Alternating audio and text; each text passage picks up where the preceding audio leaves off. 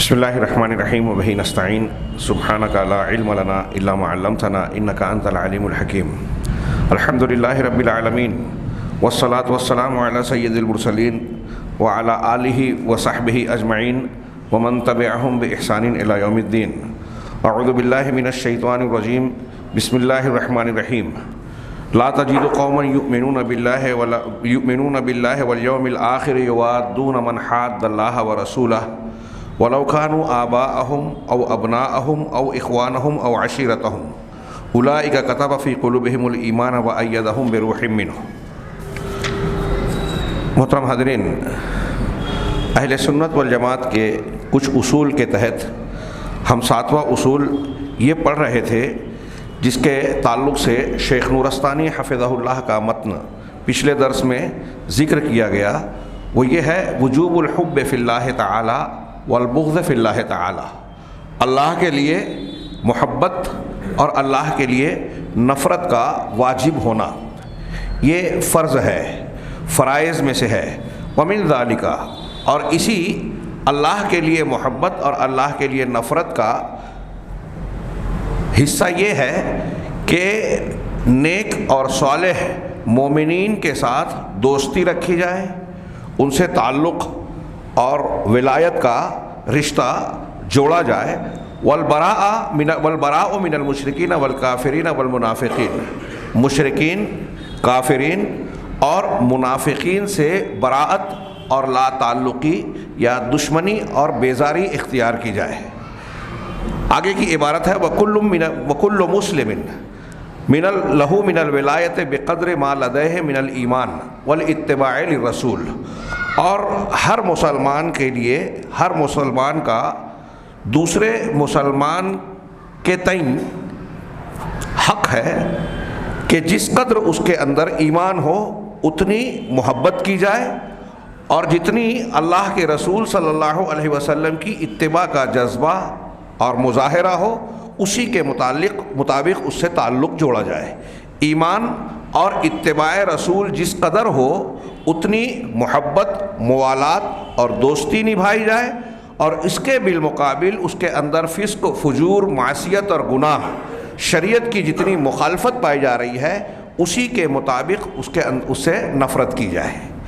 یہ اختصار کے ساتھ شیخ نورستانی نے اہل سنت والجماعت کے ایک عقیدے کے ایک اصول کے طور پر پیش کیا کہ ہمارا منہج عقیدہ یہ کہتا ہے کہ ہم اللہ کے لیے محبت اور اللہ کے لیے نفرت کریں، اور اس کے جملہ تقاضوں کو بروئے کار لائیں، اپنی زندگی میں نافذ کریں۔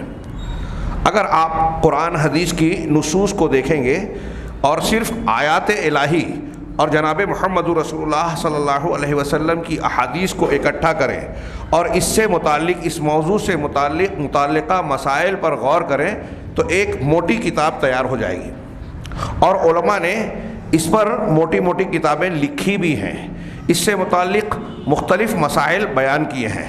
مجھے مناسب معلوم ہوا کہ عقیدے ادیان سے متعلق جو موسوعہ ہے اس کو سامنے رکھ کر بعض نکات سرسری طور پر آپ حضرات کے سامنے پیش کروں۔ انہوں نے اس سلسلے میں متعدد دلائل کا ذکر کیا ہے کہ ولا اور برا، یا اللہ کے لیے محبت اور اللہ تبارک و تعالیٰ کے لیے نفرت کا ہونا ایمان کے فرائض کا حصہ ہے، بلکہ یہ توحید اور اللہ تبارک و تعالیٰ پر ایمان کے لوازم میں، لازمی تقاضوں میں شامل ہے، کیونکہ حب فی اللہ، بغض فی اللہ کی حقیقت یہ ہے کہ آپ اللہ تبارک و تعالیٰ سے اگر محبت کرتے ہیں تو اس کا لازمی تقاضا ہے کہ اللہ کی محبوب چیزیں، محبوب اعمال، محبوب اشخاص آپ کے محبوب بن جائیں۔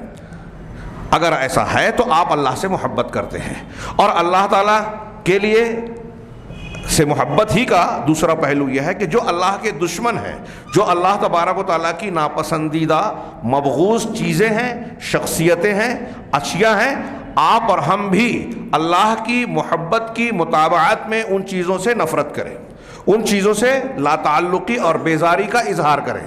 اگر کوئی اللہ کا دشمن ہے اور ایک انسان اس سے محبت رکھتا ہے، اس کا مطلب یہ کہ وہ اللہ تعالیٰ سے محبت نہیں کرتا۔ یہ میں نے اپنے الفاظ میں انتہائی اختصار کے ساتھ، جسے انہوں نے سلف کے مختلف اقوال کی روشنی میں 1.5-2 صفحے میں بیان کیا ہے، اپنے الفاظ میں نے سادگی سے بیان کرنے کی کوشش کی۔ اس سلسلے میں قرآن کی اور احادیث کی آیات اور احادیث کے علاوہ اور بہت سارے اقوال ہیں جسے پیش کرنا کافی وقت کا متقاضی ہے۔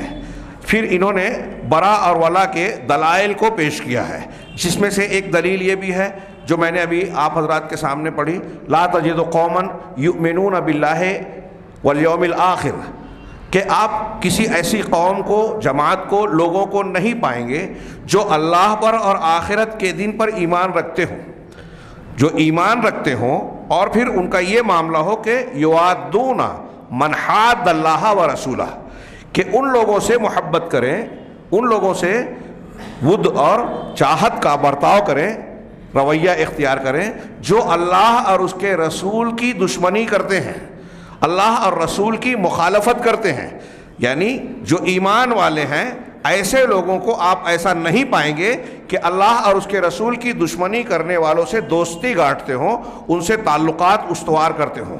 وَلَوْ كَانُوا آبَاءَهُمْ، چاہے وہ ان کے آبا و اجداد ہوں، باپ ہی کیوں نہ ہوں، او ابناءہم، یا ان کے بیٹے بند کیوں نہ ہوں، او اخوانہم، یا ان کے بھائی ہوں، بھائی بند ہوں، او عشیرتہم، یا ان کے خاندان کے لوگ ہی کیوں نہ ہوں، اگر وہ اللہ اور اس کے رسول کے دشمن ہیں اور یہ مومن ہیں تو ان سے یہ محبت اور دوستی والا معاملہ نہیں رکھیں گے۔ اس سلسلے میں کچھ مسائل کا تذکرہ کہ ولا اور برا کے کچھ معنی اور تعلقات کس میں بیان کی ہیں۔ سب سے پہلے یہ کہ ایک مسلمان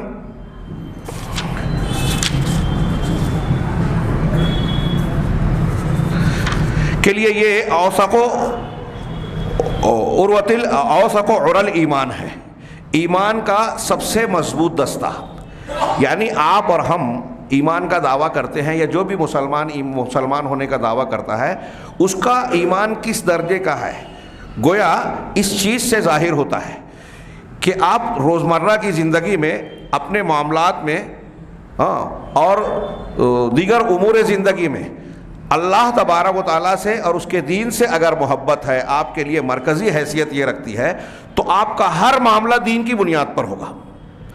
آپ کے تعلقات، محبت، پسند ناپسند، کسی کا ساتھ دینا، کسی کا تعاون کرنا اور کسی کی مخالفت کرنا، یہ اسی بنیاد پر ہوگا۔ یہ لا الہ الا اللہ کے لوازمات میں سے ہے، ایمان اس کے بغیر متحقق نہیں ہوتا، اور یہ ایمان کا سب سے مضبوط دستہ ہے۔ یہ نصوص میں یہ باتیں موجود ہیں جو میں عرض کر رہا ہوں۔ لہٰذا آپ لا الہ الا اللہ محمد رسول اللہ کی جو شرطیں پائیں گے کہ اگر ایک آدمی کلمہ پڑھ رہا ہے تو اس کے کلمے کے اللہ کے یہاں مقبول ہونے کی جو شرطیں ہیں، اس میں یہ بھی ہے کہ آپ اس کلمے سے اور اللہ تبارک و تعالیٰ سے اور اس کے تقاضے سے محبت کریں، ایمان والوں سے محبت کریں، ان چیزوں کو پسند کریں، اور اس کا لازمی تقاضا یہ ہے کہ جو لوگ اس کے مخالف ہیں آپ ان سے نفرت اور ان کی مخالفت کریں۔ اب کہہ رہے ہیں کہ ولا اور برا، الناس فیما یجب فی حقہم من الولاء والبراء علی ثلاثۃ انواع، جن لوگوں کے حق میں محبت، دوستی اور محبت واجب، دشمنی واجب ہوتی ہے، ان کی تین قسمیں ہیں۔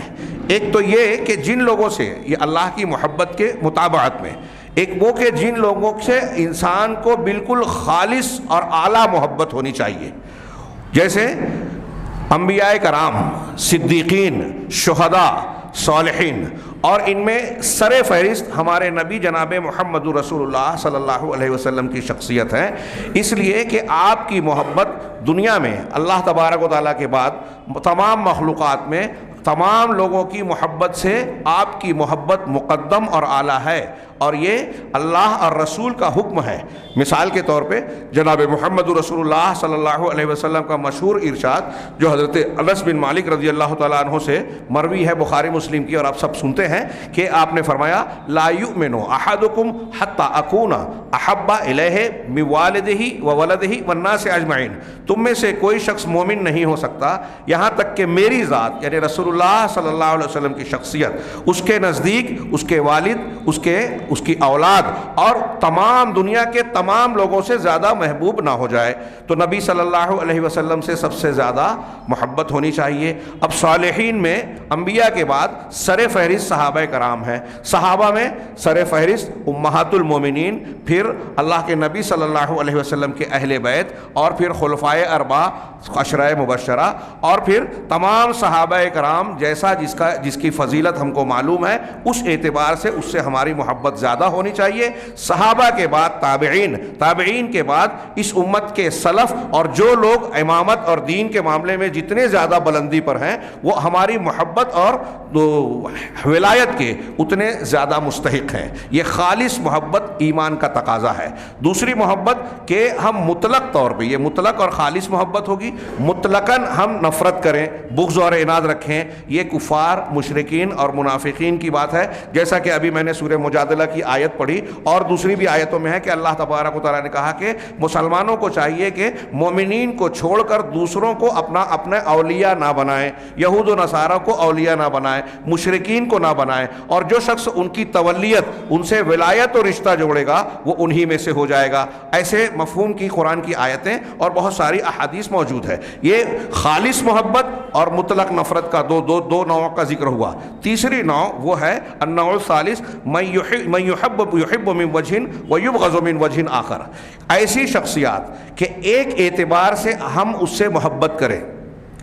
کچھ لوگ ایسے ہیں جو کچھ اعتبار سے محبت کے مستحق ہیں، تعلق کے مستحق ہے، اور کچھ اعتبار سے نفرت اور لا تعلقی کے مستحق ہیں. یہ سمجھنے کی بات ہے. ہاں، اور یہ کون لوگ ہیں؟ یہ مومنین میں سے جو گنہگار، نافرمان، جو سر عام گناہ اور نافرمانی کے کام کرتے ہیں. جو ہمارے شیخ نورستانی نے کہا نا کہ مسلمانوں میں جو شخص ایمان اور اتباع رسول میں جتنا زیادہ آگے ہے، عمل کرنے والا ہے، اتنا محبت کا مستحق ہے. فسق و فجور اور معصیت و گناہ میں جتنا ہے اتنا اس نفرت کا مستحق ہے. یہ چیز سمجھنے کے لائق ہے. اس لیے کہ محبت اور نفرت یہ اللہ تبارک و تعالیٰ کے حکم کے تابع ہے. چنانچہ جتنا وہ اللہ اور اس کے رسول سے محبت کرتا ہے اتنا ہماری دوستی کا، تعلق کا مستحق ہے، اور جس قدر اس کے اندر برائیاں ہیں اسی کے اعتبار سے وہ جیسے اللہ کے ہاں سزا کا مستحق ہے، ہماری نفرت اور لا تعلقی کا مستحق ہے. اس کو کچھ لوگ سمجھ نہیں پاتے کہ ایسا کیسے ہو. یہیں ایک مسئلہ یہ بھی کہ ایک طرف اللہ تبارک و تعالیٰ کی شریعت یہ کہتی ہے کہ کافروں سے، مشرکین سے، منافقین سے محبت نہ کی جائے، نفرت کی جائے، لا تعلقی برتی جائے. تو کیا اس کا یہ مطلب ہے کہ ہم ان سے لا تعلقی کریں تو ان کے ساتھ شدت پسندی اختیار کریں، قتل و غارت گری کریں؟ یہاں آخر میں ہم یہ بھی پڑھیں گے کہ اس سلسلے میں بھی لوگ، امت کے کچھ افراد افراط و تفرید کا شکار ہو گئے. کچھ لوگوں نے ان سے محبت یا دوستی نہ رکھنے کا یہ مطلب سمجھ لیا کہ ہر کافر مشرک کے ساتھ ہم تشدد برتیں، موقع ملے تو قتل کر دیں، ان کی جان مال پر ہمارا حق ہے، ان پر دست درازی ظلم کرنا جائز ہے. ایسا کچھ لوگوں نے سمجھ لیا. یہ گمراہی ہے، افراط ہے. کچھ لوگوں نے اس پہلو کو نظر انداز کر دیا. آج کل ہمارے یہاں بہت سارے لوگ جب یکجہتی کی بات کرتے ہیں، سیکولرزم کی بات کرتے ہیں، تو وہ اس پہلو پر آتے ہیں کہ غیر مسلموں سے تعلقات، اسلام کہتا ہے کہ ان سے رواداری برتی جائے، اچھا سلوک کیا جائے. تو وہ اس رواداری اور اچھے سلوک کے معنی میں ان سے محبت اور موالات کو بھی شامل کرتے ہیں. ان سے نفرت کو دین کی خلاف ورزی سمجھتے ہیں. اور اللہ تبارک و تعالیٰ نے، قرآن و حدیث نے جو ان سے براءت اور لا تعلقی کا حکم دیا ہے اس حکم کو سرے سے نظر انداز کر دیتے ہیں. تو کچھ لوگ یکجہتی کے نام پر، مصالحت کے نام پر، رواداری کے نام پر اس پہلو کو نظر انداز کرتے ہیں کہ ان سے دوستی نہیں کرنی چاہیے، اور کچھ لوگ دوستی نہیں کرنی چاہیے کا مطلب یہ سمجھتے ہیں کہ ان کے ساتھ ظلم اور زیادتی کے. دونوں فریق گمراہ ہیں. ہاں، یہ ہمارے ہاں ماضی میں جو معتزلہ اور خوارج اور آج کے جو خارجی ہیں ان کے متاثرین، ان کا بھی یہی رویہ ہے کہ اگر کسی کو گنہگار مان لیا، یہاں تک کہ اب تو موجودہ دور کے جو خارجی ہیں یا مسلمانوں میں جو خارجی ہیں، مسلمانوں میں گناہ کبیرہ کی وجہ سے کسی کو اگر مان لیا کہ یہ کافر ہے ان کے عقیدے کے مطابق، اصول کے مطابق، تو اس کے ساتھ نرمی برتنا ان کے یہاں ناجائز ہے، اس کو جان سے مار دینا، قتل کر دینا، اس کی عورتوں کی کوئی آبرو اور عزت کا لحاظ نہ کرنا، بچوں کو مار دینا، بم دھماکے کر دینا، ان کی مسجدوں میں جا کے جو ہے حملے کر دینا، یہ ان کے نزدیک جدید دور کے خارجی جو پرانے دور کے خارجیوں کے متبعین ہیں، موقف میں، مسلک میں، فکر میں، جنہوں نے حضرت علی رضی اللہ تعالیٰ عنہ، حضرت امیر معاویہ اور دوسرے لوگوں کو کافر کہا، ان میں سے بعض کو قتل کیا، بعض کو قتل کرنے کی کوشش کی، یہ ان کا مزاج ہے، لیکن یہ افراط و تفریط سے ہٹا ہوا ہے۔ اسی پہلو کو اجاگر کرنے کے لیے یہ حصہ سمجھنا بہت ضروری ہے کہ ایک انسان اگر مسلمان ہے، مومن ہے، ابھی کافروں کی بات چھوڑیے، مومن بندے کی بات کر رہے ہیں، اگر مومن ہے تو اس کے تعلق سے ہمارا موقف اور قرآن و حدیث کی دلیلیں یہ کہتی ہے کہ من وجہن وہ محبت کے لائق ہو سکتا ہے اور من وجہن نفرت کے لائق۔ اس کی بہت سی دلیلیں دی جا سکتی ہے۔ مثال کے طور پہ اللہ کے نبی صلی اللہ علیہ وسلم کے پاس ایک صحابی عبداللہ، جن کا لقب حضرت عمر بن خطاب کی روایت ہے، صحیح بخاری میں ہے، ان کا لقب حمار تھا۔ وہ نبی کریم صلی اللہ علیہ وسلم کے پاس آتے تھے اور آپ کو کچھ ایسی باتیں کرتے تھے کہ نبی کریم صلی اللہ علیہ وسلم ہنس پڑتے تھے، آپ کو ہنساتے تھے بعض اوقات، تو نبی کریم صلی اللہ علیہ وسلم کبھی کبھی آپ کی باتوں پر ہنس پڑتے تھے۔ ان کو شراب پینے کے جرم میں پکڑا گیا، ایک مرتبہ، دو مرتبہ، کئی مرتبہ ہوا، اور لایا جاتا پکڑ کر، اور پھر ان کو کوڑے کی سزا دی جاتی۔ ایک مرتبہ جب ان کو لایا گیا اور کوڑے کی سزا کا حکم نبی کریم صلی اللہ علیہ وسلم نے فرمایا، تو ایک شخص نے صحابہ کرام میں سے کہا کہ اللہ تعالیٰ اس پر لعنت کرے، کتنی مرتبہ بار بار یہ لایا جاتا ہے اور سزا دی جاتی ہے۔ تو نبی کریم صلی اللہ علیہ وسلم نے فرمایا کہ لا تلعنہ، اس پر لعنت نہ بھیجو، اس پر لعنت ملامت نہ کرو، اس لیے کہ جتنا میں جانتا ہوں کہ وہ اللہ اور اس کے رسول سے محبت کرتا ہے، لہذا وہ لعنت کا مستحق نہیں ہے۔ صحیح بخاری کی یہ حدیث ہے۔ شیخ الاسلام علامہ ابن تیمیہ ایسی متعدد دلیلوں کو ذکر کرنے کے بعد کہتے ہیں کہ مسلمان بندہ اگر کھلے عام گناہ کا ارتکاب کر رہا ہے تو وہ ایک وجہ سے، گناہ کی وجہ سے نفرت کا مستحق ہے، لیکن اس سے ولایت دینی، اسلامی رشتہ ختم نہیں ہوتا۔ ہماری ہمدردی، نصرت اور جو حقوق ایک مسلمان کے دوسرے مسلمان پر ہیں وہ ختم نہیں ہوتے۔ اس کی بڑی پیاری مثال دی علامہ ابن تیمیہ نے کہ اس کی مثال یوں لیجئے کہ ایک شخص اگر چوری میں پکڑا گیا اور اس کو بطور سزا ثابت ہونے کے بعد قاضی وقت نے ہاتھ کاٹنے کی سزا دی۔ اب قاضی اور حاکم اس کا ہاتھ تو کاٹ رہے ہیں، لیکن ہاتھ کاٹنے کے ساتھ ساتھ اگر وہ محتاج ہے، اس کے گھر میں فاقہ ہو رہا ہے، تو بیت المال سے اس کی مدد کی جائے گی۔ اسے زکوٰۃ صدقات کا مستحق اگر اس کے دائرے میں بیٹھتا ہے مسلمان ہونے کی وجہ سے، تو اس کو زکوٰۃ اور صدقات سے مدد دی جائے گی، بیت المال کا سے اس کی حاجت روائی کی جائے گی۔ ایسی کتنی دلیلیں ہیں۔ ایک آدمی اگر گناہ کر بیٹھتا ہے، ولا اور برا کے تقاضوں میں ایک چیز یہ ہے مثال کے طور پہ کہ ایک مسلمان مسلمانوں کے خلاف کافروں کی مدد نہ کرے، ان کی خبریں ان تک نہ پہنچائے، خاص طور سے جو اجتماعیت سے متعلق ہیں، راز کی حیثیت رکھتی ہیں، اگر ایسی چیزیں غیر مسلموں تک کوئی پہنچاتا ہے تو یہ کفر ہے، یہ کفر ہے۔ لیکن علماء نے بیان کیا کہ اگر کوئی شخص ایسی حرکت کر رہا ہے اور اس کا عقیدہ ٹھیک ٹھاک ہے، وہ کسی دنیاوی مقصد، کسی مجبوری یا غرض دنیا کی وجہ سے ایسا کر رہا ہے، تو پھر اس کا حکم بدل جائے گا۔ اہل علم نے بیان کیا کہ اگر کوئی شخص کافروں کو مسلمانوں کی خبر دے رہا ہے کسی دنیا کے مقصد کے لیے اور اس کا عقیدہ محفوظ ہے، یہ دھیان رکھے، یہ شرط ہے، اس کا عقیدہ توحید، اللہ اور اس کے رسول پر ایمان محفوظ ہے، وہ چاہے اس کو برا سمجھ رہا ہے، برا سمجھ کے کر رہا ہے، گناہ سمجھ کے کر رہا ہے، اس کو جائز نہیں مان رہا ہے، تو ایسی صورت میں وہ گناہ کا ارتکاب تو کر رہا ہے، اسے کافر نہیں کہا جائے گا، وہ کافر نہیں ہو جائے گا۔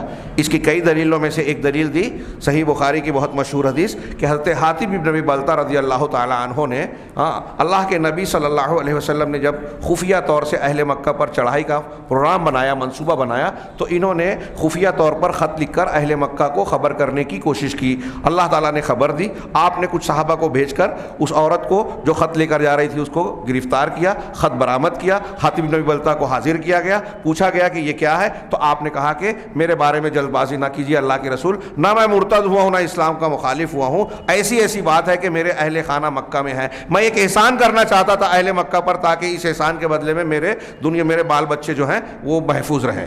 اس تناظر میں اللہ کی طرف سے بطور سرزنش و تعلیم کے قرآن کی آیتیں نازل ہوئی۔ حضرت عمر فاروق نے ان کے اس عمل پر اللہ کے رسول صلی اللہ علیہ وسلم سے اجازت طلب کی کہ آپ اجازت دیجئے میں اس کی گردن اڑا دوں، اس نے اللہ اور اس کے رسول کی خیانت کی ہے، منافق ہو گیا ہے۔ اللہ کے رسول صلی اللہ علیہ وسلم نے منع کیا اور فرمایا کہ وما یدریک یا عمر لعل اللہ اطلع علی اہل بدر فقال اعملوا ما شئتم فقد غفرت لكم، تمہیں عمر کیا معلوم کہ یہ اہل بدر سے انہ من اہل البدر انہ قد شہد البدر او کما قال کہ یہ اہل بدری صحابہ میں سے ہیں، اور تمہیں کیا معلوم کہ اللہ نے اہل بدر کی طرف جھانک کر دیکھا نظر رحمت سے، اور یہ کہا کہ اب تم چاہے جو عمل کرو اللہ تبارک و تعالیٰ نے تمہیں بخش دیا۔ یہ چیزیں سارے نصوص کو سامنے رکھیے۔ ہمارے ہاں اہل بدعت کے طور طریقے پر لوگوں کا ایک مزاج ہے کہ کسی ایک پہلو کو لے کر ولا اور برا یا کوئی ایک فتویٰ دے دیتے ہیں۔ ولا اور برا کا یہ معاملہ جتنا اہم ہے اور بہت اہم ہے، اس سے میں ایسا کہتا ہوں کہ ہمارے روزمرہ کی زندگی میں فرق ہوتی ہے کہ ہم ایمان کے کس درجے پر ہیں، کس سے ہم دوستی کر رہے ہیں، کس سے دشمنی کر رہے ہیں۔ ایک آدمی کو ہم دیکھتے ہیں کہ حرام کھا رہا ہے، حرام کر رہا ہے، ظلم کر رہا ہے، غلط کر رہا ہے، پھر بھی اگر ہم ان کا ساتھ دے رہے ہیں تو یوں سمجھ لیجئے کہ ہم ایمان کی اس کسوٹی پہ اپنے آپ کو ناکام کر رہے ہیں۔ ولا اور برا کے سلسلے میں یہ افراد سے لے کے اجتماعیت کی بنیاد پر ہمارے ہاں جو بہت سارے جھگڑے چل رہے ہیں، ابھی جو بحث چل رہی ہے سعودی عرب، تبلیغی جماعت، فلاں اور ڈیما، اس معاملے میں بھی آپ دیکھیے کہ کسی لوگوں کی موافقت اور مخالفت کے کیا بنیادیں ہیں۔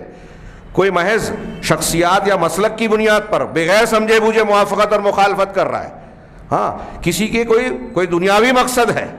اصلی مومن وہ ہے جو حقیقت میں اللہ اور اس کے رسول کو دنیا کی تعلیمات کو بنیاد بناتے ہیں، ایمانیات کو بنیاد بناتے ہیں، اور اس تعلیم کی بنیاد پر جو حق ہے، جو عدل و انصاف پر مبنی بات ہے اس کا ساتھ دیتے ہیں، اس کی تائید کرتے ہیں، اور جو غلط بات ہے اس کی مخالفت کرتے ہیں۔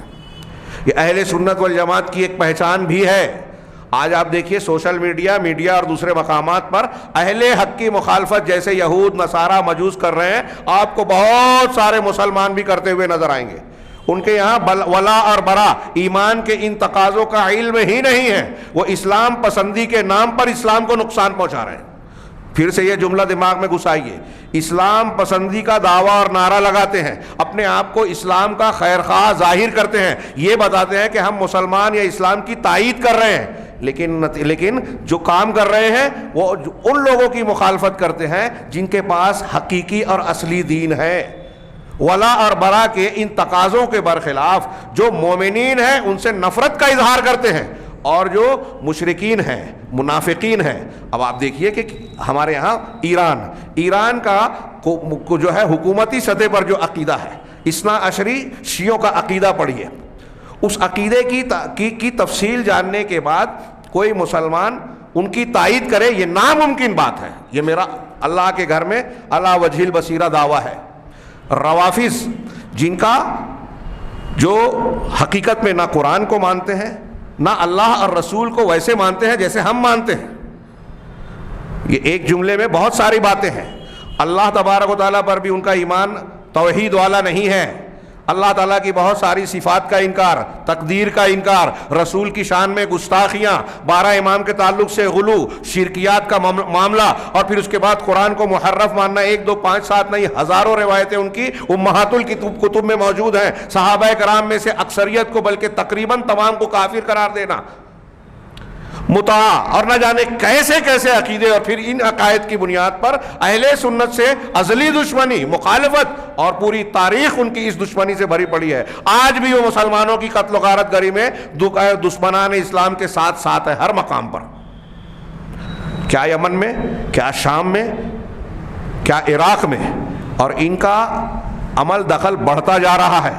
اور ہمارے یہاں اہل توحید کی مخالفت کا جو ہم شور سنتے ہیں نا، یہ یہاں سے صرف ہمارے یہاں سے نہیں چل رہی ہے بات، یہ تل ابیب، واشنگٹن اور لندن سے چل رہی ہے باتیں، رشیا سے چل رہی ہے باتیں، اقوام متحدہ سے چل رہی ہیں. اور یہ جن لوگوں کی بہت شرافت کا ڈھنڈورا پیٹا جا رہا ہے، اہل تصوف تزکیے کے حامل ہیں، تبلیغی جماعت والے خاموشی سے کام کرتے ہیں، ان کے جو ڈھنڈورا پیٹا جا رہا ہے، یہ مختلف مقامات پر اعدائے دین کے ساتھ اہل حق کے خلاف مخبری کرتے ہیں. ان کے بڑے بزرگوں کے ایمان فروشی کا آپ مظاہرہ دیکھ سکتے ہیں کہ بہت ساری چیزیں ایسی ریکارڈ پر آ چکی ہیں کہ ان کو وہاں بلایا گیا، ان سے اہل حدیث اور سلفیوں کے متعلق ان سے خبریں لی گئی، ان کی مدد لی جاتی ہے، ان کو استعمال کیا جاتا ہے، اختلافات کو بڑھایا جاتا ہے، اجتماعیت کو مسلمانوں کے نقصان پہنچانے کے لیے ان سے یہ کام کروایا جاتا ہے، وہ ڈائریکٹلی ہو یا انڈائریکٹلی ہو. بلکہ بہت سارے محققین نے یہ لکھا کہ دنیا میں آج جو دہشت گردی کا کھیل کہہ رہا ہوں، کھیل چل رہا ہے، سیاسی کھیل، مفادات کی روٹی سینکنے کا، ہاں، اس میں بہت سارے نوجوان جو بے وقوف بنتے ہیں نا، ان کو یہ پتہ ہی نہیں ہے کہ ان کو استعمال کون کر رہا ہے، ان کے اوپر والا کون ہے اور ان کے اوپر والا کون ہے، پھر اس کے اوپر پتہ نہیں کون ہے، ان کے اوپر یہود و نصارہ ہیں. یہ بھڑکاتے ہیں، جوش دلاتے ہیں، ہتھیار پیسے فراہم کرتے ہیں. کہاں سے آ رہا ہے یہ سب؟ اور پھر وہ چیز مخفی ہے، اور جو مساجد، مدارس، دین کی دعوت و تبلیغ کے لیے جو پیسہ استعمال ہوتا ہے، اس پر عالمی طاقتیں کہتے ہیں کہ ان پر روک لگائی جائے، یہ دہشت گردی کے لیے استعمال ہوتی ہے. کیا کچھ چل رہا ہے اس پورے کھیل میں؟ ولا اور برا کی جو بنیاد ہے، اس کو لوگوں نے بگاڑ دیا. جن سے محبت کرنی چاہیے ان سے نفرت، جن سے نفرت کرنی چاہیے ان سے محبت، پورا کا پورا معاملہ ہی بگڑ گیا. اب مسلمانوں سے حقیقی ایمان اور اسلام کی بنیاد پر، جو محبت کی بنیاد پر مضبوطی آنی چاہیے اہل حق میں، وہ نہیں آتی ہے. اب یہ تو کچھ مسالک کی بات ہے. ہمارے ذاتی مقاصد، اگر ذاتی اغراض و مقاصد بیچ میں آ گئے، کسی سے ہم کو نفرت ہو گئی، اختلاف ہو گیا، مجھ کو برا بول دیا، تو اب مجھے برا بولا ہے تو وہ دین کا کیا کام کر رہا ہے، اس کے اندر دین کی کیا خوبی ہے، منہج کی بات کرتا ہے، نہیں، اس کو تقریر مت کرنے دو، درس مت دینے دو، یہ مت کرنے دو. یہ میں اکثر باتیں بولتا ہوں، کچھ لوگ سمجھتے ہیں کہ کسی خاص پر. یہ کتنی اہم بات ہے. ولا اور برا کے تناظر میں اگر آپ غور کریں گے نا، تو چھوٹا موٹا گناہ نظر نہیں آئے گا. ہمارے یہاں لوگ اس کو ذاتی دشمنی اور چھوٹی موٹی بات سمجھ کے نظر انداز کرتے ہیں. یہ دین کا نقصان ہے، دین کو نشانہ بنانا ہے. اللہ رسول سے دشمنی ہے، دین سے دشمنی ہے. جو کوئی اللہ اچھے کام سے روکتا ہے، خاص طور سے دعوت و تبلیغ کے کام سے. اور اگر آپ کو یقین ہے کہ ایک شخص جو ہے توحید کی دعوت دے رہا ہے، شرک کا رد کر رہا ہے، صحیح منہج پیش کرتا ہے، اور آپ اگر اس کے لیے رکاوٹ پیدا کرتے ہو، تو آپ کیا کر رہے ہو؟ قرآن حدیث کی رکاوٹ. اس شخصیت کا کچھ نہیں بگڑ رہا ہے، آپ کا اپنا بگڑ رہا ہے. یہ میں جو بات کہہ رہا ہوں، ہمارے یہاں روزمرہ کی زندگی میں ہم دیکھتے ہیں کہ ذاتی دشمنیوں کے بنیاد پر ہم دین کا، اجتماعیت کا، دعوت و تبلیغ کا نقصان کرتے ہیں. پورے مسلمانوں کے مسائل کی حقیقی جڑ یہی ہے، آپس کا انتشار، دین کی بجائے ذاتی انا، مسلکی اور گروہی عصبیت کی بنیاد پر معاملات ہوتے ہیں. ہم کو یہ حکم دیا گیا ہے، یہاں ہم نے جو پڑھا اہل سنت والجماعت کا اصول، کہ اللہ کے لیے محبت، اللہ کے لیے نفرت. آج ہماری محبت و نفرت کا معیار کیا ہے؟ انا کے لیے محبت، انا کے لیے نفرت، خاندان کے لیے محبت، خاندان کے لیے نفرت، مسلک کے لیے محبت، مسلک کے لیے نفرت. یہ سب ہے. اللہ اور اس کے رسول کے لیے محبت اور نفرت کا معیار نہیں ہے. پورا آپ جو میں نے جملے کہے ہیں، اس کو آپ مختلف واقعات اور اپنے گرد، اپنے جماعت میں، اپنے گھر میں، اپنے محلے میں، ہاں، اور مسلمانوں کے جو مختلف مسالک ہیں ان کے باہمی تعلقات میں، مسلمان اور غیر مسلموں کے جو معاملات ہو رہے ہیں ان کے معاملات میں، ہر جگہ آپ پرکھ لیں میں، آپ کو یہی بات نظر آئے گی کہ اللہ اور اللہ کے لیے محبت و نفرت کا معیار تقریباً مفقود ہے، جو اوثق و ارل ایمان ہے، جو لا الہ الا اللہ کا تقاضا ہے. لہذا اس تقاضے کو، اہل سنت والجماعت کے اس اصول کو، جو ایک دو نہیں سینکڑوں ہزاروں قرآن اور حدیث کے ثابت شدہ صاف اور واضح نصوص پر مشتمل ہے، اسے اچھی طریقے سے سمجھنا چاہیے. میں اختصار کی غرض سے موضوع میں جو کچھ نکات دیے ہیں بغیر تفصیل کے، صرف نکات بیان کروں کہ برا جس طریقے سے ابھی یہ بتایا کہ ولا اور برا کی قسمیں ہیں، ایسے ہی براعت، کسی سے لا تعلقی کی دو قسم ہیں. ایک وہ جو مشروع ہے. ہاں یعنی ایسی چیزوں کی بنیاد پر کسی سے نفرت کرنا، لا تعلقی برتنا جو کہ اللہ تبارک و تعالیٰ کا ناپسندیدہ ہو، مبغوض ہو، فساد، کفر، معاصی، ہاں اور ایسی چیزیں جو عقیدے کو یا قول و عمل کو خراب کر دینے والی چیزیں ہیں، ان سے لا تعلقی برتنا، نفرت کرنا یہ مشروع ہے. اور وہ براءت، لا تعلقی، رشتہ کاٹنا ممنوع ہے. ہاں جیسے اسلام اور اہل اسلام سے لا تعلقی، کوئی مسلمان ہے آپ اس سے رشتہ کلی طور پر توڑ لے ہوئے، یہ ناجائز ہے، غیر مشروع ہے. اسی طریقے سے جس چیز کو اللہ تبارک و چاہتا ہے، پسند کرتا ہے، وہ اعمال ہوں، اشیاء ہوں، شخصیات ہوں، ہاں ان سے بغض رکھنا اور ان سے کراہیت اور دشمنی رکھنا یہ ممنوع ہے، ناجائز ہے. اللہ تعالیٰ کی پسندیدہ چیزوں سے، دین کے عمل سے، دین کی دعوت سے، اللہ اور رسول صلی اللہ علیہ وسلم کے پسندیدہ اشخاص اور اعمال سے نفرت کرنا حرام ہے. اسی طرح براءت کی بھی دو مرتبے ہیں، براءت کے، لا تعلقی کے. ایک دل سے براءت، یعنی دل میں کسی کی محبت اور نفرت کرنا، ہاں لکل ہر اس چیز سے جو اللہ تبارک و تعالیٰ جس کی ناپسندیدہ ہے اور اللہ جس سے ناراض ہوتا ہے. ہاں یہ براءت بالکل مضبوط اور جازم ہونی چاہیے. اس میں کوئی کمی اگر ہو رہی ہے، دل میں اگر ایسی چیز سے آپ کی نفرت میں کمی ہے تو آپ کے ایمان میں کمی ہے. اور ایک ہے براءت عملیہ، یہ بدن کا فعل ہے جو قدرت اور استطاعت پر منحصر ہے. یعنی اگر آپ کسی ظاہری طور پر کسی سے نفرت کر رہے ہیں تو کبھی کبھی ایسا ہوتا ہے کہ جس سے آپ نفرت کر رہے ہیں اس سے کچھ معاملات اور تعلقات کرنے پر مجبور ہوتے ہیں، وہاں معاملہ الگ ہو جائے گا. یہاں آپ اس کے مکلف نہیں ہیں جس کی آپ طاقت نہیں رکھتے.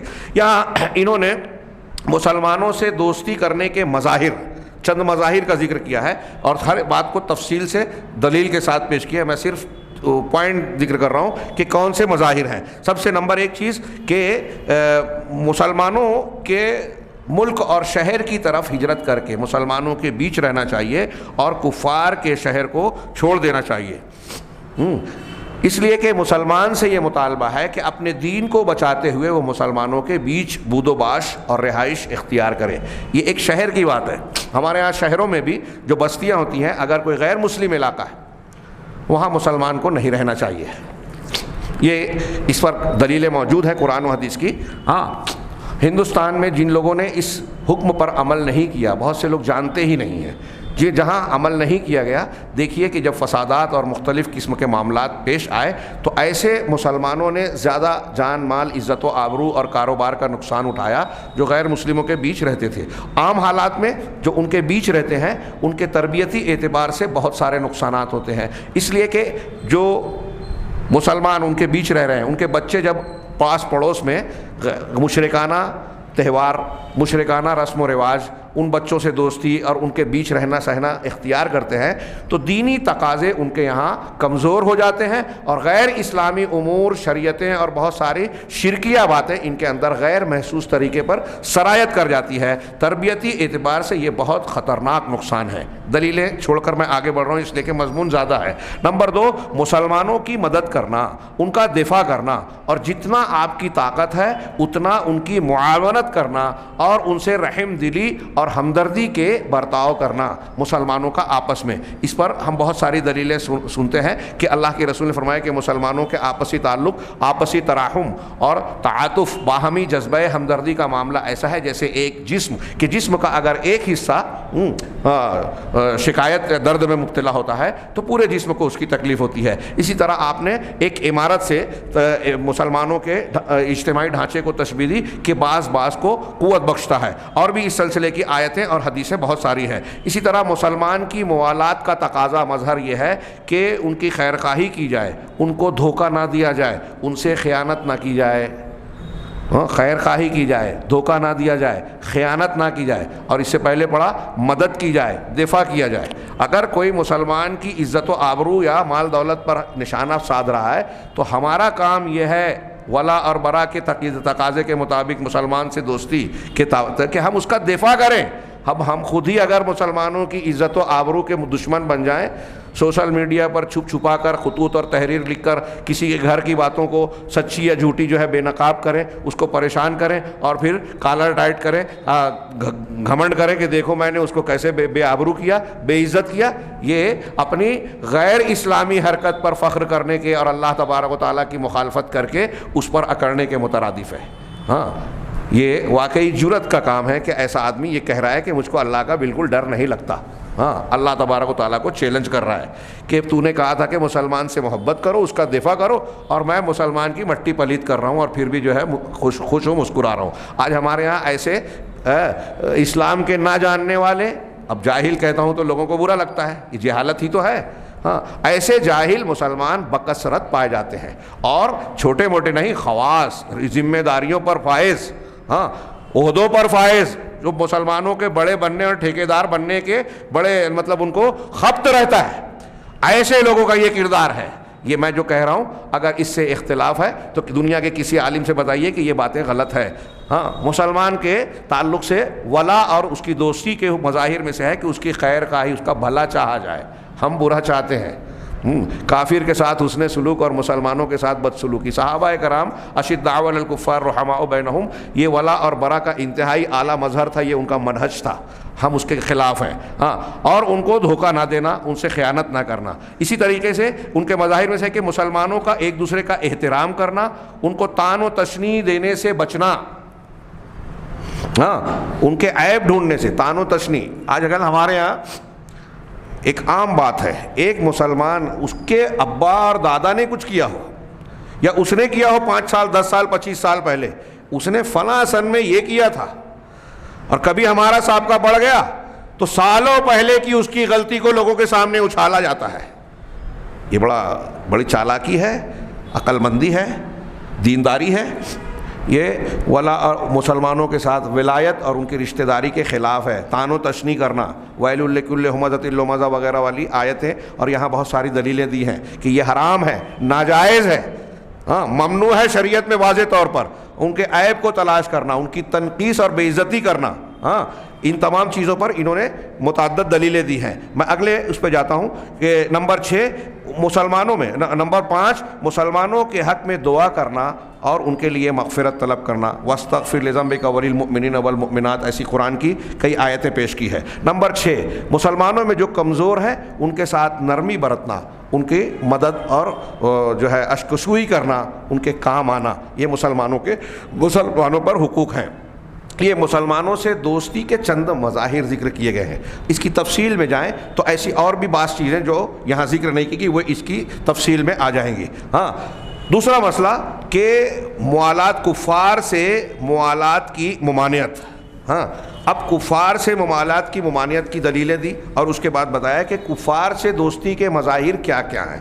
یہاں بھی تفصیل نہ پیش کرتے ہوئے میں صرف عناوین پیش کر رہا ہوں، بہت غور سے سنیے گا۔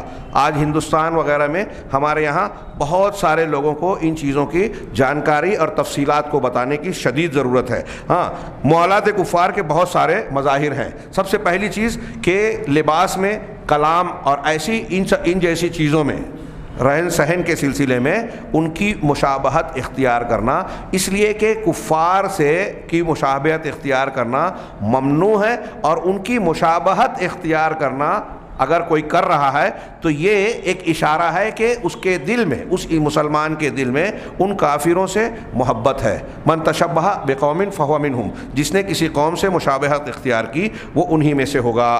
ہاں، ابھی اس کی کچھ تفصیل آگے ہم تھوڑا سا ذکر کریں گے۔ اسی طریقے سے مسلمانوں، کافروں کے، یہ نمبر 1 تھا، کافروں کے شہر اور ملک میں رہنا اور مسلمانوں کے ملک اور شہر کی طرف ہجرت نہ کرنا، وہیں مقیم رہنا، اگرچہ کہ ہم کو اسلامی شعائر اور اسلام کے تقاضوں پر عمل کرنے میں دقت و پریشانی ہو رہی ہے۔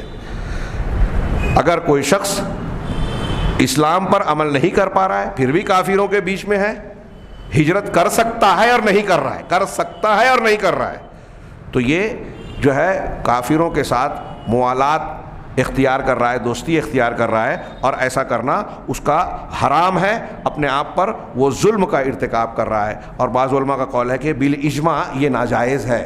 مسلمانوں کا اجماع ہے کہ یہ عمل ناجائز ہے۔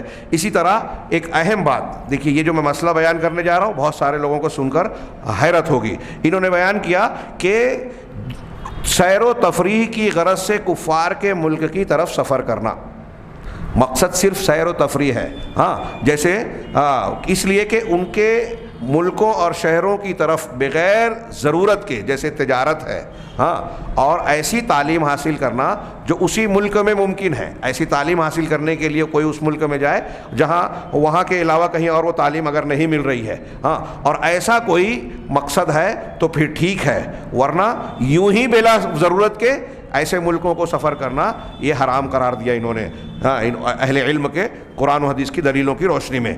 نمبر 4، غیر مسلموں پر بھروسہ کرنا اور ان کو مسلمانوں کے راز نیاز سے متعلقہ امور میں ذمہ داری اور منصب دینا۔ آج بہت سارے ملکوں میں غیر مسلم جو ہے وہ وزیر اور منسٹر اور کیا کیا ہوتے ہیں مسلم ملکوں میں، ہاں، تو یہ کہہ رہے ہیں کہ یہ ان کے ساتھ ولا ہے جو ممنوع ہے، ہاں، اور انہیں رازدار بنانا، انہیں مشیر بنانا۔ حضرت عمر بن خطاب رضی اللہ تعالیٰ عنہ سے ایک شخص نے کہا کہ یہ بہت اچھا کاتب ہے، فلاں غیر مسلم تھا، کہا اگر میں ایسا کر لوں تو اللہ تبارک و تعالیٰ اور اس کے رسول کے حکم کی مخالفت کر کے اللہ اور اس کے رسول کے حکم کے برخلاف بتانا بنا لوں گا غیر مسلموں کو جس کو اللہ نے منع کیا۔ اس پر قرآن اور حدیث کی دلیلیں دی ہیں، اور یہ حضرت عمر بن خطاب رضی اللہ تعالیٰ عنہ کا قول بھی دیا ہے۔ اسی طریقے سے نمبر 5، ہاں، ان کی تاریخ کا استعمال کرنا۔ اسی لیے سلف کہتے ہیں کہ صحابہ کرام نے غیر مسلموں کا سن اختیار نہ کرنا پڑے، ہجری سن کی ابتدا اللہ کے حضرت عمر فاروق کے دور میں کی، اور سلف اس کا خاص لحاظ کرتے تھے، ہاں، لہٰذا اگر ہمیں عیسوی سن کی ضرورت نہیں ہے یا کسی اور سن کی، اب ہندوستان میں ہمارے ہاں سارے معاملات تنخواہ کے، چھٹیوں کے اور دوسرے معاملات جو ہیں بہت سارے چونکہ عیسوی ہوتی ہے، لہٰذا ایک ضرورت اور مجبوری ہے۔ جہاں ضرورت اور مجبوری نہ ہو وہاں ہمیں اسلامی سن اور تاریخ کا استعمال کرنا چاہیے، اور پھر ہمارے ہاں لوگ وہ سن اور تاریخ اختیار کرتے ہیں، پھر ان کے تہوار اور ان کی نہ جانے کیا کیا چیزیں اس کو واضح کرتے ہیں۔ نمبر 6، ان کی عیدوں اور ان کے تہواروں میں شرکت یا ان کو قائم کرنے میں مدد کرنا۔ والذین لا یشہدون الزور قرآن کی آیت ہے۔ اکثر سلف نے اس کی تفسیر یہ کی کہ زور میں حاضر نہیں ہوتے۔ کچھ لوگوں نے ترجمہ کیا ہے کہ جو جھوٹی گواہی نہیں دیتے۔ علامہ ابن تیمیہ کہتے ہیں کہ اگر جھوٹی گواہی کا معنی ہوتا تو لا یشہدون بالزور ہوتا، بے کے حرف صلہ کے ساتھ، لیکن یہاں وہ نہیں ہے۔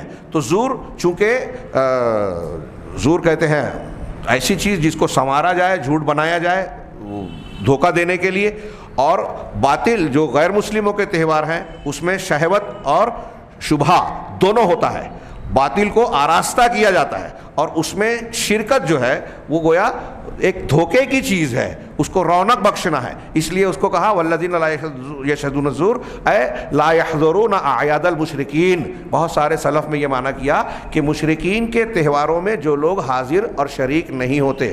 آج کل ہندوستان میں ہمارے ہاں ہاں بہت سارے لوگ یکجہتی کا مظاہرہ کر کے گنپتی میں اس کے پنڈال میں شریک ہوتے ہیں، جلوس میں نکل پڑتے ہیں، اور وہ جو دائرہ نما بنا کر وہ ٹپری کھیلی جاتی ہے، ہمارے کچھ نوجوان جو ہے ہاں غیر مسلموں سے دوستی کر کے اس میں شرکت کرتے ہیں، جبکہ وہ جو دائرہ نما گھومتے ہیں درمیان میں ان کی دیوی کی تصویر ہوتی ہے اور وہ طواف کرتے ہیں، وہ ان کی عبادت ہے، وہ شرک میں شریک ہو رہے ہیں۔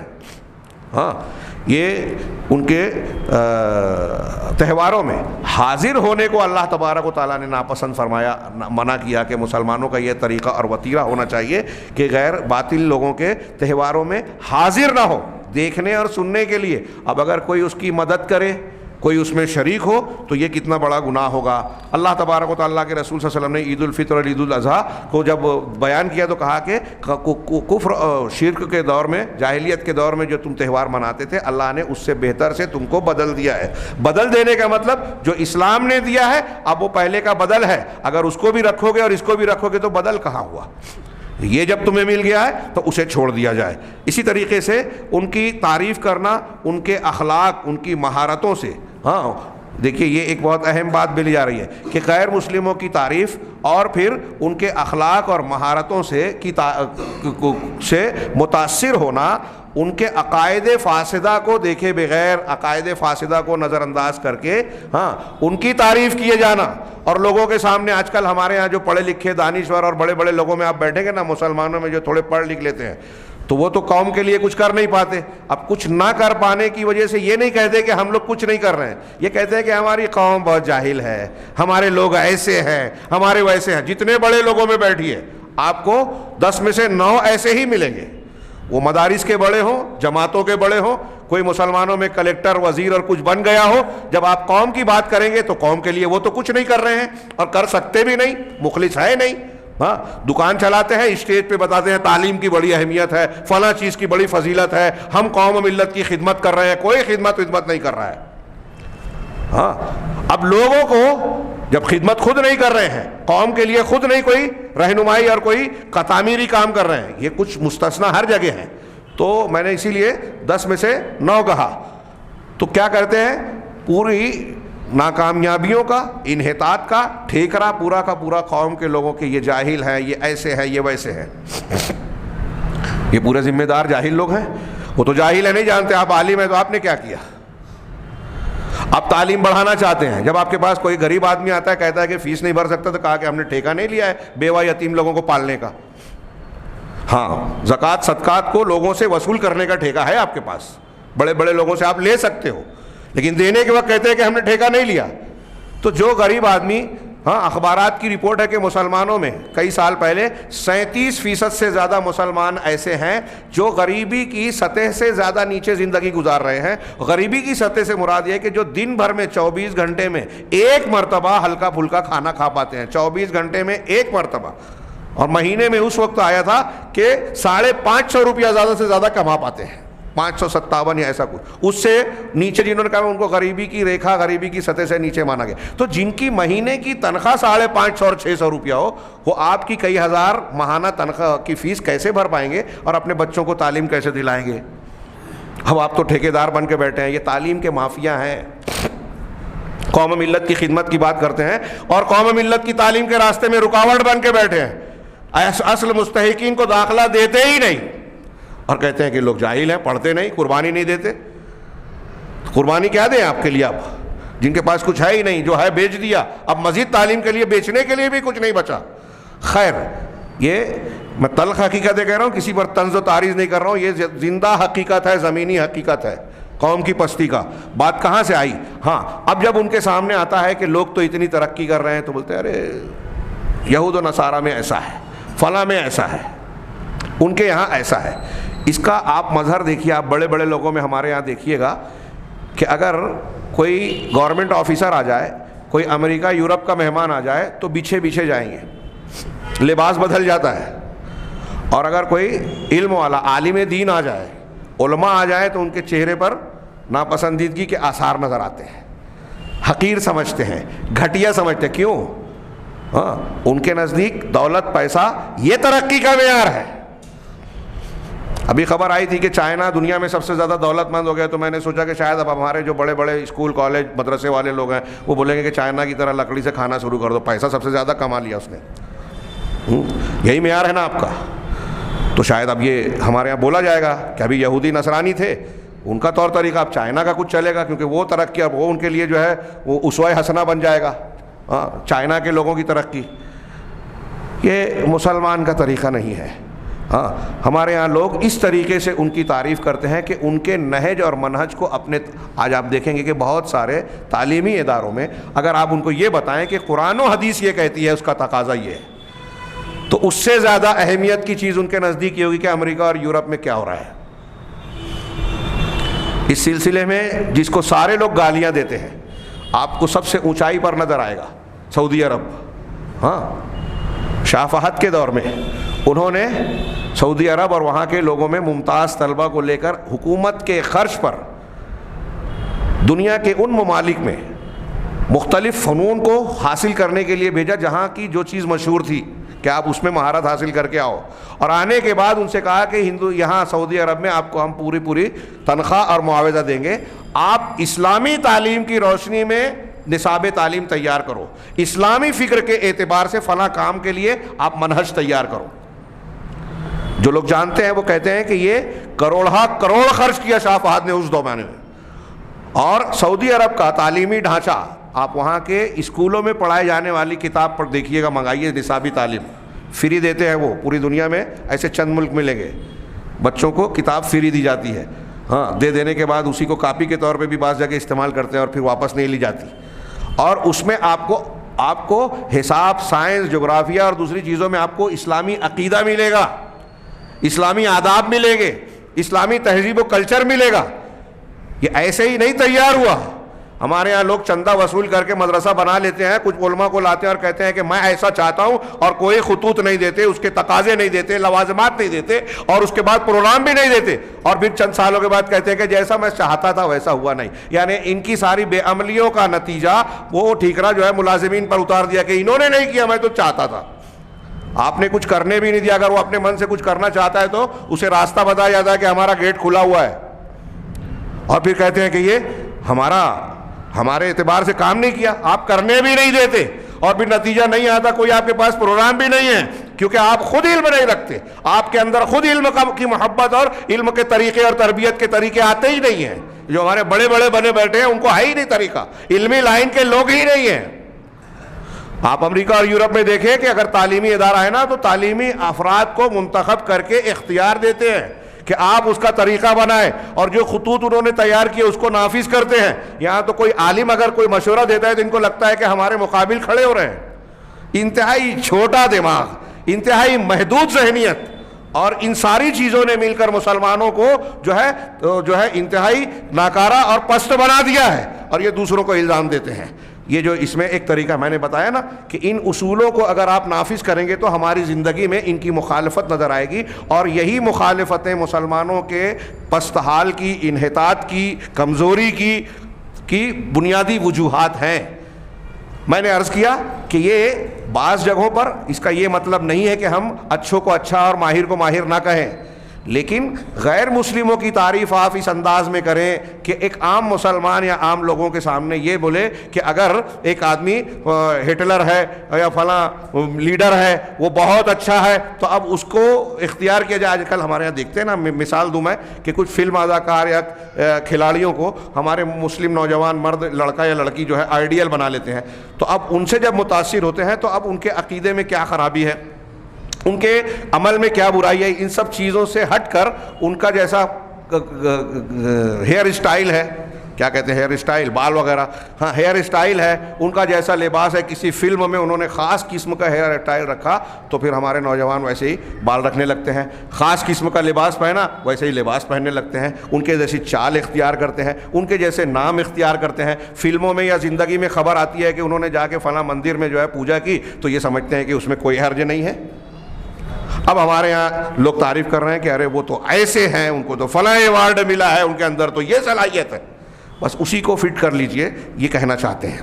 اللہ تبارک و تعالیٰ نے قرآن میں کہا وَلَا تَمُدَّنَّ عَيْنَيْكَ إِلَىٰ مَا مَتَّعْنَا بِهِ أَزْوَاجًا مِّنْهُمْ زَهْرَةَ الْحَيَاةِ الدُّنْيَا لِنَفْتِنَهُمْ فِيهِ. کہہ رہے ہیں کہ اپنی آنکھوں کو ان چیزوں کی طرف نہ پھیلاؤ, ہاں اس کی طرف نہ دیکھو جو ہم نے ان لوگوں کو دنیاوی زندگی کی چمک دمک میں سے کچھ اقسام دے رکھی ہے تاکہ ہم اس کی وجہ سے ان کو فتنے میں ڈالیں. اللہ تعالیٰ نے دنیا داروں کو جو دنیا کی چمک دمک دے رکھی ہے اس کے اپنے مقاصد ہیں, فتنے ہیں, ہاں تو اس کو جو دے رکھا ہے آپ حیرت سے, پسندیدگی سے, فریفتگی سے اس کو مت دیکھیے.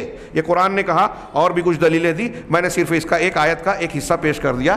آگے ہم بڑھتے ہیں. نمبر 8 کہ یہ ان کے لیے ان کی مدح اور تعریف اور ان کے اخلاق و کردار سے اس طرح متاثر ہو جانا نہیں چاہیے کہ ہم ان کے عقیدے کو, فکر کو, منہج کو نظر انداز کر دیں.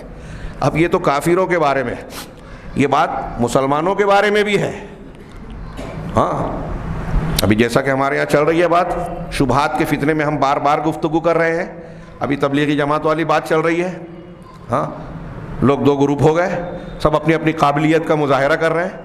گہری فکر, منہجیت ولا برا اسلام اور قرآن کی بنیاد پر کسی کی نظر نہیں ہے. کوئی اپنے کچھ تقاضوں کو دیکھ رہا ہے، کوئی کچھ تقاضوں کو دیکھ رہا ہے. ہاں میں نے پچھلے درس میں کہا تھا کہ اگر سعودی عرب کا جو طریقہ تھا، ارہاب کے دروازوں میں سے، دہشت گردی کے دروازوں میں سے ایک دروازہ جو کہا، وہ سیاسی پس منظر میں موجودہ حالات میں قابل غور ہو سکتا ہے. ان کے اس طریقہ کار پر ہمیں کچھ اعتراض ہو سکتا ہے کہ یہ غیر حکیمانہ انداز ہوا، غلط انداز ہوا. ہاں یہ ہم کہہ سکتے ہیں. جہاں تک شرک اور بدعت کی بات ہے، ابھی دفاع میں کہنے والے کہہ رہے ہیں ان کے یہاں شرک و دفاع نہیں ہے تبلیغی جماعت میں. اگر ان کے یہاں شرک و دفاع نہیں، شرک اور بدعت نہیں ہے، ہاں قبر پرستوں میں، وحدت الوجودیوں میں، صوفیوں میں اگر کفر اور شرک نہیں ہے. کسی نے کہا کہ ابن عربی کی کتاب میں اگر کفر نہیں ہے تو دروع زمین، غالباً امام ذہبی نے کہا ہے، مجھے یاد پڑتا ہے کہ اگر ابن عربی کی کتابوں میں کفر نہیں ہے تو پھر دنیا میں کہیں کفر ہے ہی نہیں. اسی بنیاد پر جو ہے یہ اچھی بات ہوگی کہ اس پس منظر میں یہ غور و فکر کر لیا جائے. دنیا کی بہت بڑی تعداد بھیڑ بھاڑ دیکھ کر جو ہے متاثر ہوتی ہے کچھ لوگوں سے. یہ جیسے وہی ہے نا کہ تعریف کرنا، ارے اتنی بھیڑ، اتنے لوگ آئے تھے کانفرنس میں، صحیح ہو گئے، اتنے لائک کرنے والے ہیں تو مولوی صاحب بہت بڑے ہو گئے. وہ چاہے منکر حدیث ہوں، ہاں خارجی ہوں، صحابہ کرام کو گالی دینے والے ہوں. ہاں کل تک وہ ندوی جو حضرت امیر معاویہ، حضرت عثمان غنی رضی اللہ تعالیٰ عنہما جیسے لوگوں پر کیچڑ اچھال رہا تھا، وہ یہاں اپنی اسلام دوستی پر، جو پچھلے ہفتے میں سلمان ندوی صاحب جو ہے وہ ایران کے دورے پر تھے، روافظ کے دورے پر. یہ ولا اور برا کا ایک سبق انہیں کوئی پڑھائے. صحابہ پر تنقید کر رہے ہیں، سعودی عرب کے خلاف بیانات داغ رہے ہیں، اور روافظ سے ڈیگے اور رشتے بڑھا رہے ہیں. کہاں کا تعلق ہے؟ کون سے والا، کون سا دین مانتے ہیں؟ اور ہمارے یہاں صرف ایک بنیاد پر کہ یہ ہمارے حق میں ہے، اس کی ساتھ دیا جا رہا ہے، ان کی کلپ بڑھائی جا رہی ہے. میں نے کہا نا کہ لوگوں کے یہاں اصول پسندی نہیں ہے. ولا اور برا کی کیا بنیاد ہے، دین کی کیا بنیاد ہے، اس کا کوئی لینا دینا نہیں ہے، سمجھ بھی نہیں ہے، سمجھنا چاہتے بھی نہیں ہے. یہ میرے لوگ ہیں، اب میرا ہے تو اس کی سب صحیح، وہ میرا نہیں ہے تو اس کا سب غلط. یہ دین نہیں ہے. اہل سنت والجماعت کا، اہل حق کا یہ طریقہ نہیں ہے. ہاں وقت بہت کم بچا ہے بلکہ زائد ہو رہا ہے، میں صرف نکات بیان کر دوں. تو انہوں نے کہا کہ ان کی یہ تعریف کرنا، اسی طریقے سے ان کے لیے مغفرت کی دعا کرنا، رحم کی دعا کرنا، غیر مسلموں کے لیے نہیں. نبی صلی اللہ علیہ وسلم نے ابو طالب کے لیے کہا تھا، قرآن کی آیت آ گئی سورۃ میں، نبی کے لیے اور مومنوں کے لیے جائز نہیں ہے کہ مشرکین کے لیے مغفرت کی دعا کریں، چاہے وہ قرابت دار ہی کیوں نہ ہو. یہ بات واضح ہو جانے کے بعد کہ وہ جہنمی ہے. ما کان للنبی والذین آمنوا یستغفروا للمؤمنین، کئی مرتبہ یہ آیت گزر چکی. ہاں یہ جائز نہیں ہے. ہاں نمبر 9، ان کے ناموں پر اپنا نام رکھنا ہے. ایسا نام جس سے سن کر آپ کو لگے کہ یہ غیر مسلم کا نام ہے، ایسا نام بھی نہیں رکھنا چاہیے. ہاں اب کافروں سے براءت کے اظہار، صرف نکات پیش کر دوں ہاں کہ ان سے لا تعلقی کا کیسے اظہار ہونا چاہیے. شرک، کفر، نفاق اور ان کے ماننے والوں کا عمومی طور سے ان سے بغض رکھنا. ہاں ان کفر کے ملک اور کو چھوڑ دینا، وہاں سے ہجرت کرنا، اس کی طرف بغیر ضرورت کے سفر نہ کرنا. ہاں اور سفر کر رہے ہیں تو اسی صورت میں کہ ضرورت ہو، اور وہاں دین کے شعائر پر عمل کرنے کا، شعائر اسلام پر عمل کرنے کی قدرت ہو.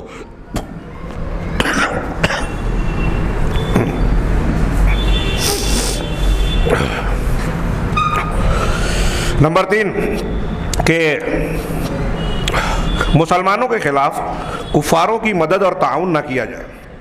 مسلمانوں کے خلاف کفار کی مدد اور تعاون نہ کیا جائے. نمبر 4 کہ بغیر ضرورت ان سے مدد نہ لی جائے، اور مسلمانوں کے اجتماعی رازدارانہ کاموں میں ان کو ہمراز، رازدار نہ بنایا جائے، منصب نہ دیا جائے.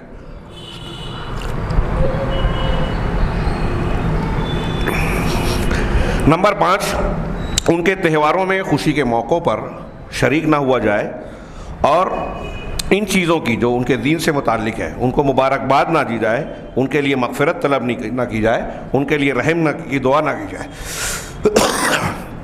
کرنی ہے تو ہدایت کی دعا کی جائے گی. نمبر 6 ان کی ایسی مجالس، ایسی مجلسیں جن میں منکرات ہوں، ہاں اس میں شریک نہ ہوا جائے. شراب نوشی ہو رہی ہے اور کوئی غیر شرعی چیز ہو رہی ہے، اس میں شریک نہ ہو. اسی طریقے سے ان سے دوستی اور خلت، دوستانہ معاملات نہ ہوں. نمبر 7 ہاں دین کے معاملات میں آپ رواداری کا مظاہرہ کرتے ہوئے دین کی خلاف ورزی نہ کریں. ہمارے ہاں کچھ لوگ یکجہتی کا اور دوستی کا مظاہرہ کرتے ہوئے کچھ ایسے کام کرتے ہیں جو شریعت کے خلاف ہے. جیسے یہی میں نے ابھی بتایا کہ ان کے تہواروں میں شریک ہونا, جلوس میں شریک ہو جانا, تو دین کے حساب پر دین کو نقصان پہنچا کر کسی معاملے میں ان کا ساتھ دیا جائے, یہ جائز نہیں ہے. نمبر 8 کہ کسی لفظ یا عمل کے ذریعے سے کسی کافر کی تعظیم نہ کی جائے. تعظیم کرنا جس سے لوگوں کے سامنے اس کی عظمت اور بڑائی ظاہر ہو, یہ جائز نہیں ہے. اور عمومی طور سے ان سے تولیت اور دوستی نہ گانٹھی جائے. وہ سلام میں آغاز ابتدا نہ کی جائے الا یہ کہ اس کی کوئی مجبوری اور ضرورت آ جائے, کوئی موجب آ جائے تو پھر گنجائش ہوگی شرائط کے ساتھ. 11 ترک ان کی خواہشات اور ان کی جو طور طریقے ہیں ان کی اتباع کو ترک کر دینا, اور کسی شریعت کے حلال اور حرام کے بالمقابل ان کی کسی بات کو ماننا. شریعت نے کوئی چیز حلال کی ہے وہ حرام کہیں, شریعت نے کوئی چیز حرام کی ہے وہ حلال کہیں. جیسے سودی لین دین میں کیا فرق پڑتا ہے, لے لو نا, تم کو تو دے رہے ہیں, اس میں کیا نقصان ہے. تو اللہ اور رسول نے جس کو حرام قرار دیا ہے آپ کسی کافر کے بیان کی بنیاد پر اسے انحراف نہیں کریں گے. 12 عدم الرکون الی الکفرۃ الظالمین. کافر ظالم جو ظالمین ہیں ان میں سادے بھی ہیں ظالم بھی ہیں, ان کی طرف میلان نہ رکھنا, جھکاؤ نہ رکھنا. جو کھلے کھلے مسلمانوں پر ظلم و زیادتی کر رہے ہیں ان سے دوستی گانٹنا, ان کی طرف مائل ہونا ناجائز ہے. اسی طریقے سے افعال ظاہرہ میں ان کی مشابہت اختیار کرنا. یہاں کچھ چیزوں کی تھوڑی سی وضاحت جو اس ضمن میں آتی ہے. کچھ لوگ سوال کے طور پر پوچھتے ہیں یا بعض جگہوں پر سوال اٹھتا ہے کہ ان سے دوستی نہیں کرنا تو کیا تجارت لین دین وغیرہ وغیرہ نہ کیا جائے. تو پہلی چیز تو یہ کہ ان کی تولیت کو کب کافر کہیں گے. جو شخص ان کی تولیت دوستی اختیار کرے وہ انہی میں سے ہو جائے گا. تو یہ کب ہوگا, اس کے الگ الگ درجات ہیں. اگر کوئی ایسی چیز میں ان کی دوستی اور یاری نبھائی جائے جو شرک اور کفر تک پہنچتی ہے تو وہ شرک اور کفر ہوگا. اگر دنیاوی مقاصد کے تحت ہے تو جیسا مقصد اور جیسی مشابہت یا دوستی ہوگی اس درجے کا حکم لگے گا. کبھی وہ حرام ہوگی, کبھی معصیت, اور کبھی فسق و فجور کے معاملے میں ہوگی. دنیاوی معاملات میں تجارت, ان کے درمیان اور ہمارے درمیان مالی لین دین کا کوئی معاملہ کرنا. اسی طریقے سے جو ہے اگر کوئی ولی امر ہے, اب کافر ولی امر ہے, حاکم ہے, اس سے ضرورت پڑ جاتی ہے. مسلمان ولی امر ہے, اس کے پاس کوئی غیر مسلم آتا ہے. تو ان امور میں اگر کوئی شخص جو ہے کیا ان سے دوستی نہ کرنے کا مطلب یہ ہے کہ ان کے معاملات اور انصاف نہیں کرے گا؟ نہیں. اللہ تبارک و تعالیٰ نے قرآن میں ارشاد فرمایا, سورہ ممتحنہ کی آیت, یہ آیت ذہن نشین رکھیے. اللہ نے فرمایا لا ینہاکم اللہ عن الذین لم یقاتلوکم فی الدین. اللہ تمہیں ان کافروں سے منع نہیں کرتا جنہوں نے دین کے معاملے میں تم سے جنگ نہیں کی, قتال نہیں کیا. ولم یخرجوکم من دیارکم, اور جنہوں نے تم کو تمہارے شہروں سے نکالا نہیں. ان تبروہم, یہ تم کو اس سے منع نہیں کرتا کہ تم ان کے ساتھ حسن سلوک کرو, اچھا برتاؤ کرو. وَتُقْسِطُوا إِلَيْهِمْ, اور ان کے ساتھ انصاف کرو. ان اللہ یحب المقسطین, یقیناً اللہ تبارک تعالیٰ مقسطین انصاف کرنے والوں کو پسند کرتا ہے. اب اس سلسلے میں اور بھی دلیلیں اور نبی کریم صلی اللہ علیہ وسلم کے معاملات کا تذکرہ کیا گیا ہے. آیت کافی ہے یہ بات جاننے کے لیے کہ غیر مسلم سے دوستی نہیں کرنی ہے, محبت نہیں کرنی ہے, لیکن ان سے انصاف کرنا ہے, حسن سلوک کرنا ہے. اور خاص طور سے اگر دعوت کا معاملہ ہے تو اس معاملے میں جو ہے دعوت و تبلیغ کے سلسلے میں تو ان سے معاملات کیے جائیں گے. دوسری بات یہ کہ لین دین کے معاملے میں اللہ کے نبی صلی اللہ علیہ وسلم نے جب مصلحت دیکھی تو بعض اہلا کا جو حاکم تھا اس نے آپ کو تحفہ بھیجا, آپ نے تحفہ قبول کیا, آپ نے جوابی طور سے تحفہ بھی پہنچایا. تو اس سے معلوم ہوا کہ بعض مرحلوں میں تحفے تحائف کا لین دین بھی کیا جا سکتا ہے. اللہ کے نبی صلی اللہ علیہ وسلم نے ایک یہودی سے جو ہے قرض لیا تھا. جب آپ کی وفات ہوئی تو آپ کا رہن ان کے یہاں, آپ کی زرہ جو ہے وہاں ایک یہودی کے پاس رہن رکھی ہوئی تھی جو کچھ گیہوں کے بدلے میں آپ نے لے رکھی تھی. اسی طریقے سے آپ نے ایک یہودی عالم سے جو ہے قرض لیا تھا. واقعہ ہے کہ وہ جب وصولی کرنے آیا 2 دن پہلے ہی اور سختی کی تو حضرت عمر فاروق ناراض ہوئے تو آپ نے قرض کا معاملہ بھی کیا. اس سے معلوم ہوا کہ دنیاوی امور میں یہ لین دین کرنا اور شرعی طور سے یہ محبت کرنا 2 الگ چیزیں ہیں. اس میں یہ بھی ایک نقطہ ہے کہ کوئی کافر اور مشرک ہے, اس سے اگر آپ کو کسی بنیاد پر طبعی محبت ہے, جیسے فرض کیجئے کہ ایک باپ ہے اس کا بیٹا کافر ہے, بیٹا ہے اس کا باپ کافر ہے, تو اب باپ اور بیٹا کے رشتے کی بنیاد پر طبعی طور پر دل میں محبت ہوگی. یہ طبعی محبت شریعت کے خلاف نہیں ہے. ہاں اللہ کے نبی صلی اللہ علیہ وسلم کے چچا ابو طالب کافر تھے، نبی صلی اللہ علیہ وسلم کا ساتھ دیتے تھے، ہاں کفر کی بنیاد پر آپ کے لیے وہ ناپسندیدہ تھے، لیکن چچا ہونے کی حیثیت سے طبعی طور پر آپ کے دل میں محبت تھی، اور جب آپ نے ان کو کلمہ پڑھانے کی کوشش کی تو ناکام رہے، آپ قادر نہیں تھے، قادر مطلق، اللہ کی توفیق نہیں ہے تو آپ نہیں پڑھا سکے۔ ہاں اللہ تبارک و تعالیٰ نے قرآن میں آیت نازل کی، انکا لا تہدی من احببت، آپ جس سے محبت کریں آپ اسے ہدایت نہیں دے سکتے۔ مفسرین نے کہا کہ آپ جس سے محبت کرے کا مطلب کیا ہے، آپ جس کی ایمان لانے کی محبت کریں، یعنی آپ کو یہ محبوب تھا کہ ابو طالب ایمان لے آئے، تو کچھ لوگوں نے مفسرین نے یہ معنی کیا کہ آپ جس سے ایمان لانا پسند ہے آپ کو وہ ہدایت پہ آ جائے، ایسا ضروری نہیں ہے، اللہ کی توفیق کے بغیر یہ ہو نہیں سکتا۔ ہاں اور دوسرا یہ کہ آپ جس شخصیت سے محبت رکھیں، اگر یہ دوسری تفسیر کو ہم مانتے ہیں اور یہ کوئی غلط نہیں ہے کہ اللہ کے نبی صلی اللہ علیہ وسلم کو چچا ہونے کی حیثیت سے، دنیاوی اعتبار سے مددگار ہونے کی حیثیت سے حضرت ابو طالب سے آپ کو محبت تھی، اور یہی وجہ ہے کہ آپ کی وفات پر غم بھی ہوا، ہاں اور خاص سے بڑا غم یہ تھا کہ کفر کی حالت میں موت ہو گئی۔ تو ایک طرف کفر ہے، ایک طرف جو ہے پسندیدگی ہے، تو یہ شرعی طور سے جو دشمنی ہے وہ طبعی طور کی محبت کے منافی نہیں ہے۔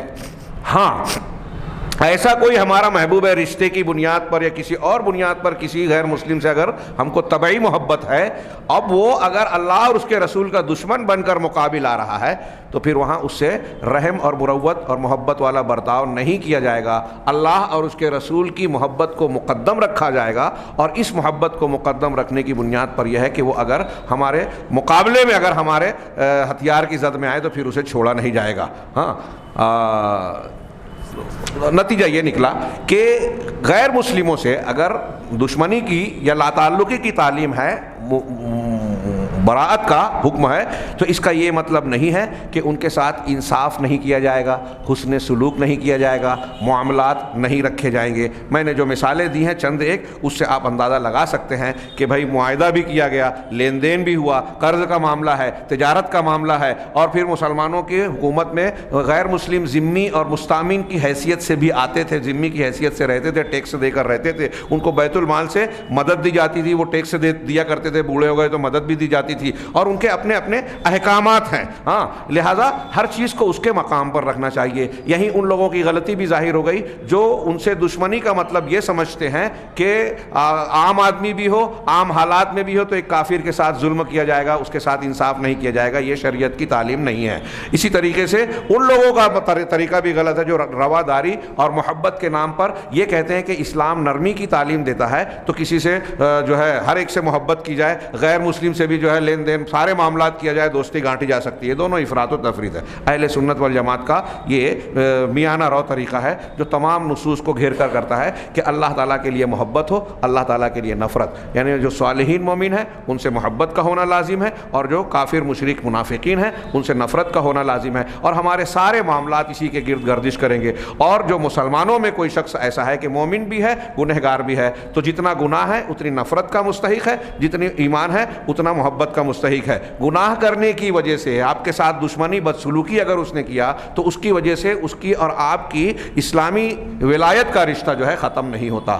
اللہ تعالیٰ سے دعا ہے کہ وہ ہمیں دین کو صحیح طریقے سے سمجھنے اور اس کو کما حق ہو انجام عمل میں لانے کی توفیق عطا فرمائے۔ وآخر دعوانا الحمدللہ رب العالمین وصلی اللہ علی نبینا محمد۔